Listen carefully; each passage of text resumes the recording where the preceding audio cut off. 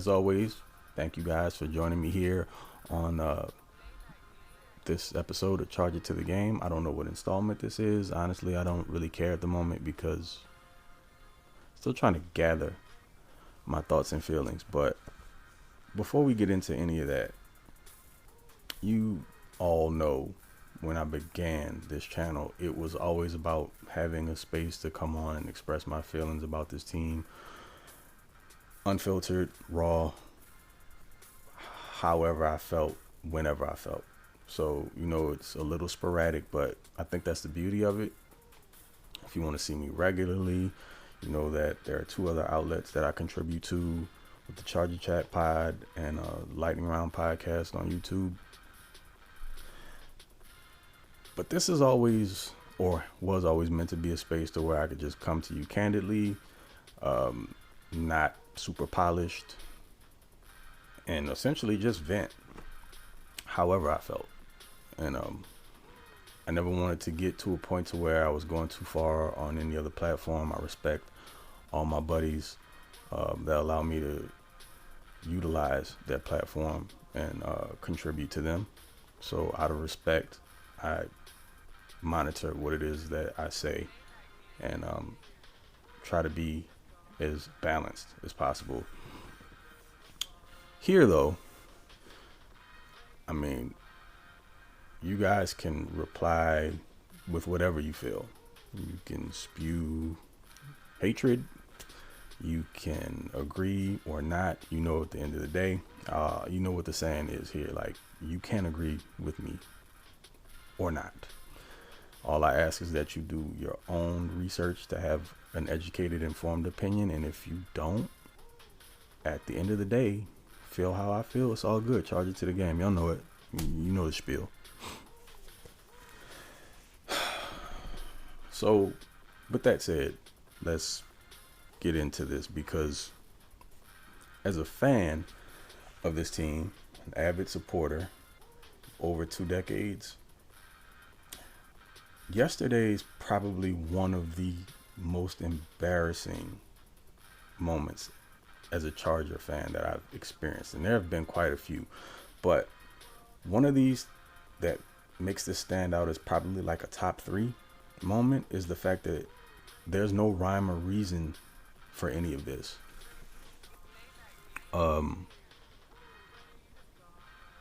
Let's start with Brandon Staley, only for a second, because I'm going to circle back to him. Ultimately, he's your head coach. And with that said, he has to fall on the sword for a lot of what's taking place. Now, I know you're looking at it like, Craig, the team's 1-2. Only been 3 weeks, and I've actually mentioned this on Twitter. All that's cool. Great. I'm a person that attempts to find a silver lining in everything. But at my core, I'm a realist. And that's always going to override all of that. Because at the end of the day, you have to admit what is so that you can attempt to fix it. If you go through situations like this, for lack of a better phrase, willfully ignorant to all that's going on, then you deserve whatever you get at the end of the day. Right now, I'm struggling with Brandon Staley. And as much as I like the guy for his beautiful football mind when he talks the game, it's not expressing itself, as he would say, on the field, which is where it matters. Which is very problematic because the team goes as he does.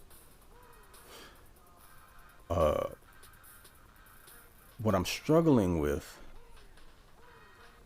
is this trend that keeps rearing its ugly head of undisciplined football, lack of accountability, and it's a few things actually. Those kind of being the top 2, but also the explanations don't make any sense, right?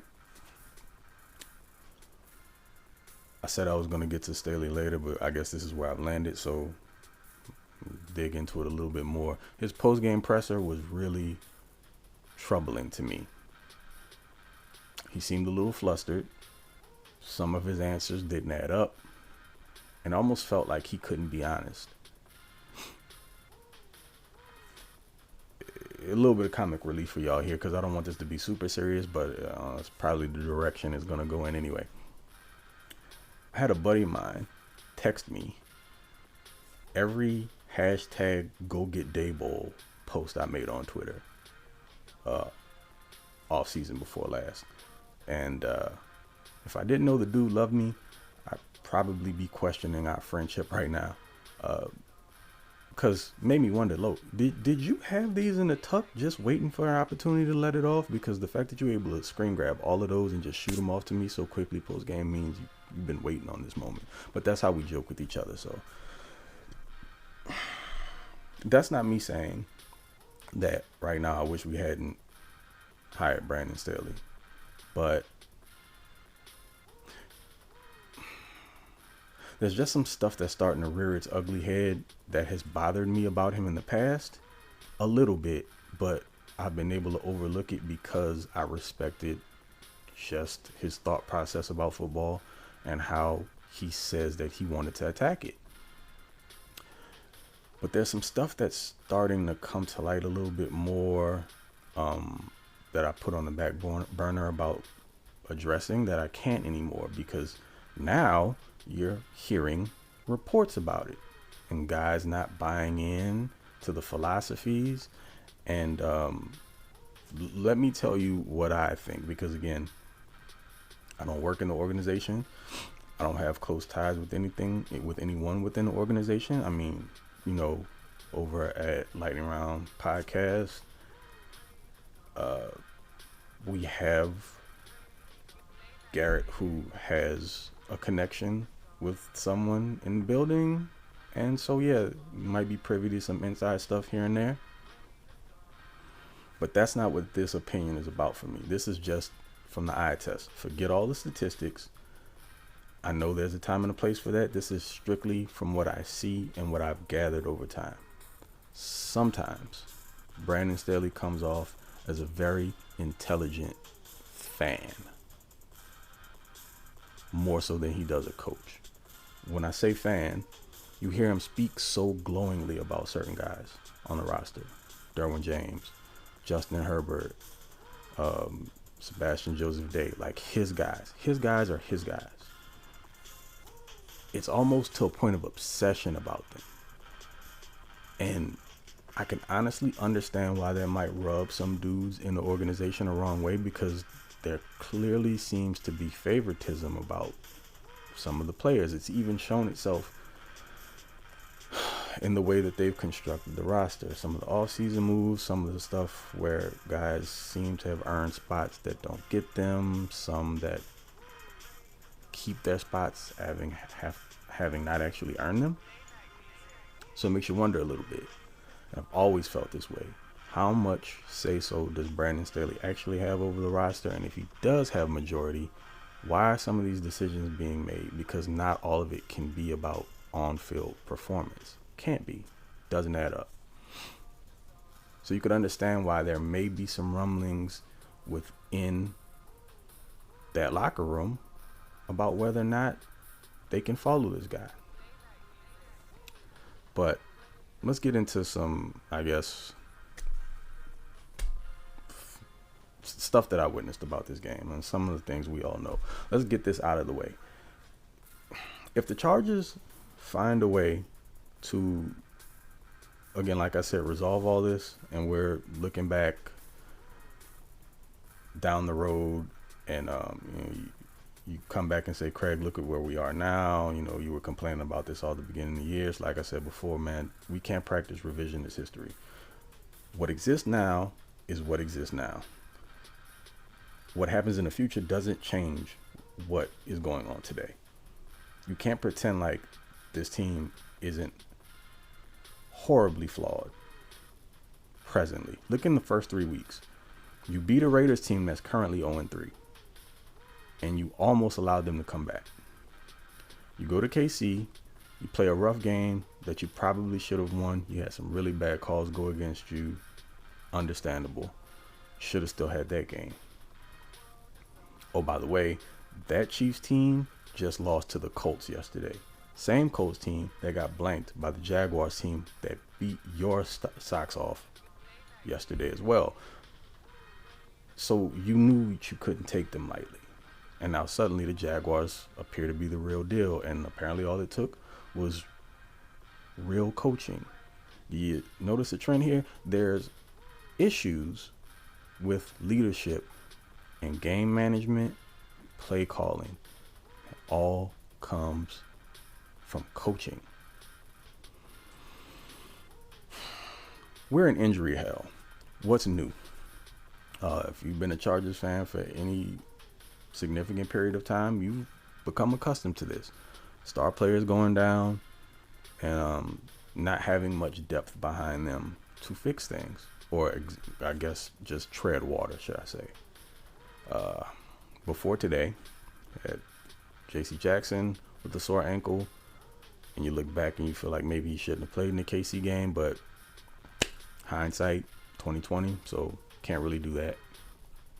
No Keenan this week again, and we see the offensive passing game sputter unless Justin Herbert puts on a Superman cape and makes plays the way that he does it. Oftentimes he's manufacturing things that aren't really there. He's escaping pressure, throwing 60-yard bombs across his body off the wrong foot. See, none of that's actually drawn up. This is just like superhero stuff because the kid's supremely talented. So more often than not, they're just asking him to go win games. And as good as the kid is, football is a ultimate team sport. It's not like basketball where you can have LeBron James or Michael Jordan and a bunch of like okay dudes, and he makes players who otherwise would probably be bench warmers on other teams like average to above average. You can only do so much of that in football. But that said, that leads me into Joe Lombardi. And I'm really close to never shooting Joe Lombardi bell ever again. That top 5 offense from last year stuff is what it is. Great. But the evolution of the offense hasn't taken place at all. I don't know what's going on with Austin Eckler. I don't believe he's a worse player this year than he was last year. It almost feels as if like he's being punished for having asked for help. And so now his touches seem to be reduced. Aside from the fact that the run game is virtually non-existent, which is something I've been asking for years now, because I'm more of an old school football dude. I think there should be more of a balance, even though I know football is about the, you know how they use the baseball term, chicks dig the long ball. I know that that's where football has evolved to. You want to see the higher scoring games. You want to see the air it out quarterbacks throwing for 400 plus yards a game. Yeah, all that's cool and everything. But at the end of the day, football more often than not comes down to balance. And if you're going to be a one-dimensional team, that one dimension better be all-time great. But it's a 3-phased game. And if you're okay to good in one phase, average at another, and not very good at the third, then ultimately, what is your team? Now, you can label each one of those however you please, but as it seems right now, the passing game is only really good or good if Keenan is a part of it. You're paying $20 million to a number 2 wide receiver who can't get any separation, and yeah, he'll get you a nice 50-50 ball here and there throughout games, unless he's playing the Chiefs and then he catches virtually everything. But behind that, you don't have much of anything. You've got some okay guys, you've got some niche guys, and after that, again, not much of anything at all. And teams don't respect you running the ball because you won't consistently do it. And apparently, uh, nobody has worked on technique in the run game for an entire offseason, which is troubling because, if anything, what this should make you long for or understand is just how important Frank Smith was last year. And of course, we see what's going on in Miami, 3-0. All of these things matter. Each one of your top tier players has had some good, not so great play. Some have been consistent. I'm speaking from an offensive standpoint. But the fact that you've, for the most part, upgraded your offensive line over the past few years, to not have it pay off the way that it should be at this point is very, very problematic. I don't know what's going on with Matt Filer. Seems like he's falling off of a cliff. Corey Linsley's older and is nicked up. Trey Pipkins has actually been serviceable. Zion Johnson has had some good and some not so good, but he's a rookie. And now, Rashawn Slater may be out for an extended period of time, which, again, let's get back to all the injuries. Because got sidetracked there a little bit. You already had JC. Keenan was out. Now you're dealing with Joey with a groin, which is something that doesn't go away. So he's going to have to deal with that for the foreseeable future. We don't know how long Slater is actually going to be out. I don't want to guess here. There's no prognosis at this point. I'm just going to assume that it's either a severe bicep strain, or if he tore it, then it's probably his year. And who else is there? Who am I missing? I think that was everybody. Oh, Jalen Guyton, apparently, who wasn't being utilized that much anyway, and that was your one true speed element.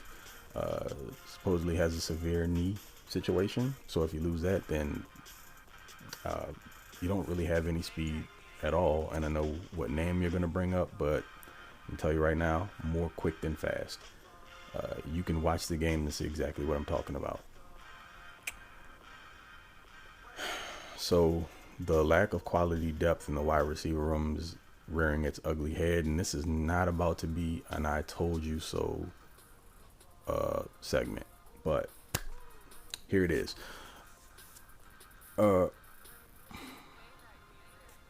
Everyone kept saying that the wide receiver room was good as it was currently constituted, and I kept telling y'all, no, it's not. We've already seen this story play out. Something happens to Keenan, offense gets stuck in the mud, mainly because the running game is not consistent enough. Mike Williams is not a number one. And then behind that, we all like Josh Palmer, especially me, but for some reason, something's off between he and Herbert. It hadn't quite clicked just yet. It still can, but as of right now, not really a thing. Guyton, already spoke to that. And I don't even know what Gerald Everett has had his moments. Kind of got lost in the wash there yesterday after having a very good game. Well, outside of a play against KC.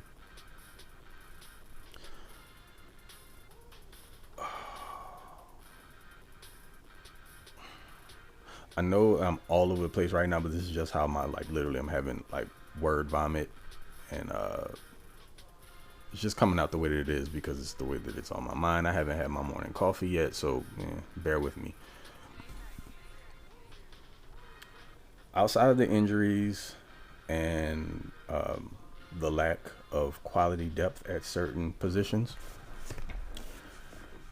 Brandon Staley and company were just out-coached by Doug Peterson yesterday. And I mean, it was very evident.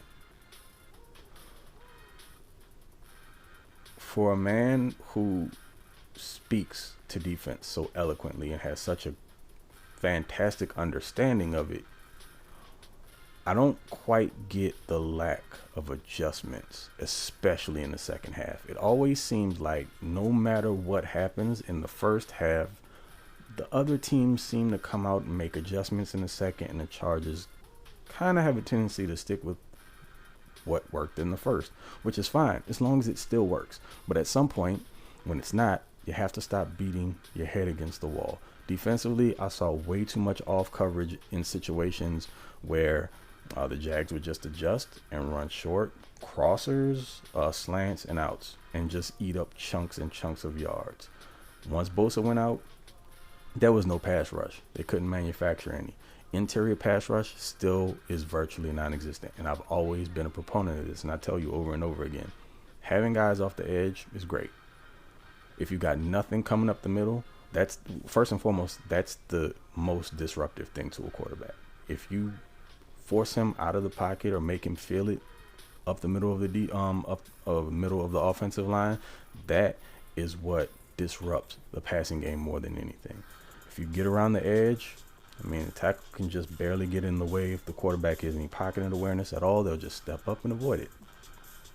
So having a Joey Bosa and a Khalil Mack, it's great when you have a less aware quarterback, but when you're playing the Patrick Mahomeses, and I mean, hell, Sunshine was clean as a whistle yesterday.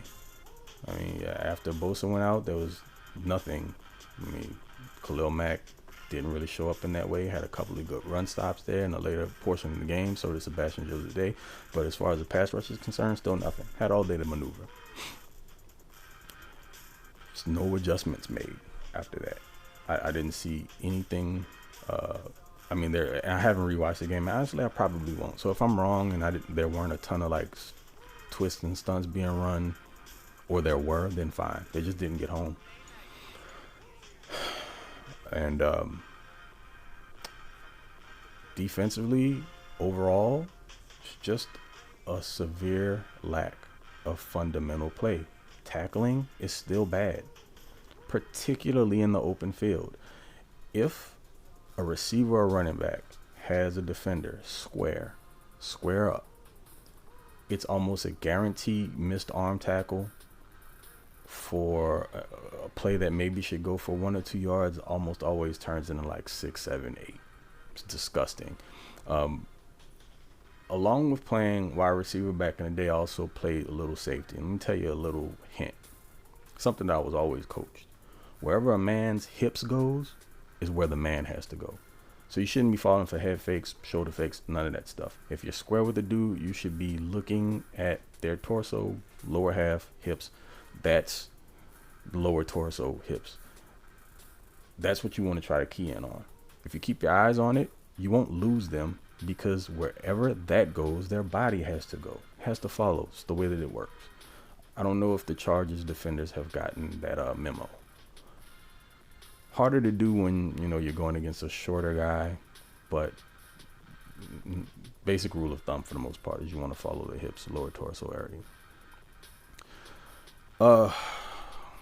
Outside of that,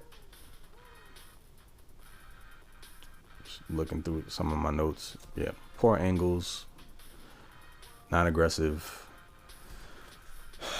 Whenever a ball carrier is in open space, they stop their feet, and the defenders stop their feet, and they wait to react to what the ball carrier is going to do instead of attacking them. Yeah, just bad. Oh, here's a positive. At least on offense, they switched up the kill call after 2 weeks. It wasn't automatically an outside zone run.